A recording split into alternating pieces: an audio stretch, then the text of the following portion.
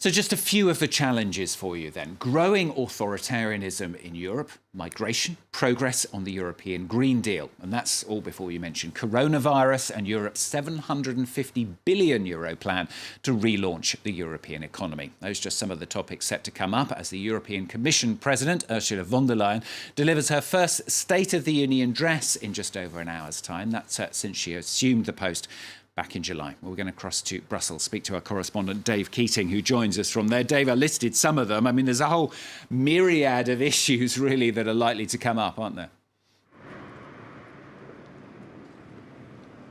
Yeah, there is. We don't know exactly what she'll say yet. We're told she was continuing to prepare this speech all night. She's going to start at 9:15 this morning. This State of the European Union address is a tradition that goes back 10 years. It's, of course, modeled on the American State of the Union. The idea is to recall what's happened over the past year and to lay out a vision for the future. So von der Leyen is expected to lay out what has happened over the past year. There have been a large amount of proposals, partly just because of the crisis situation that she's taken power in. Sometimes presidents are lame duck, sometimes they're at the very start of their tenure. It's the first State of the Union that really gives us a picture of what a president is going to do over 4 years. And this is President von der Leyen's first State of the Union. She's mostly going to be kind of firefighting, addressing all the various crises that Europe and indeed the world is facing. Of course, coronavirus being the big one. She is going to, I'm sure, tout that 1.8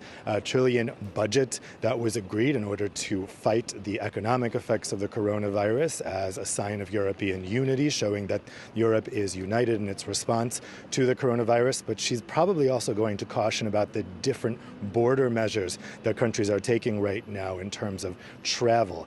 She will probably also likely mention migration because of that refugee camp fire in Greece.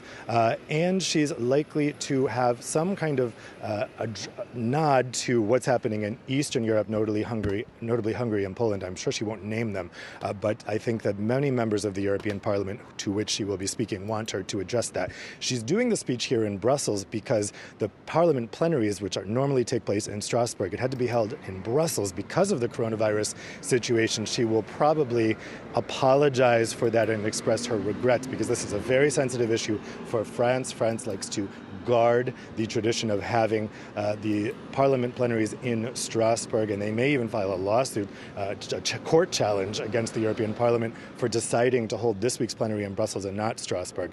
So watch for that as well. Dave, is there a bit of an elephant in the room here? I'm sure you can guess what I'm talking about. It's Brexit.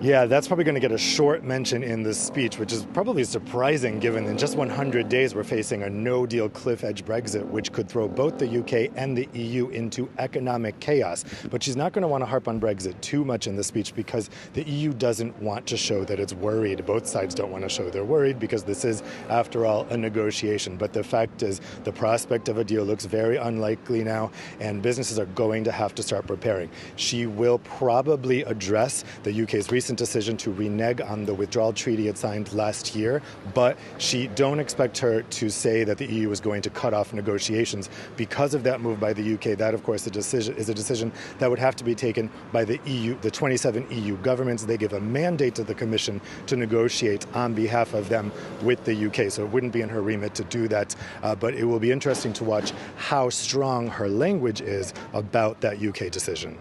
Dave, thanks very much. Dave Keating, our correspondent, speaking just there from Brussels. A lot more of that, of course, to come.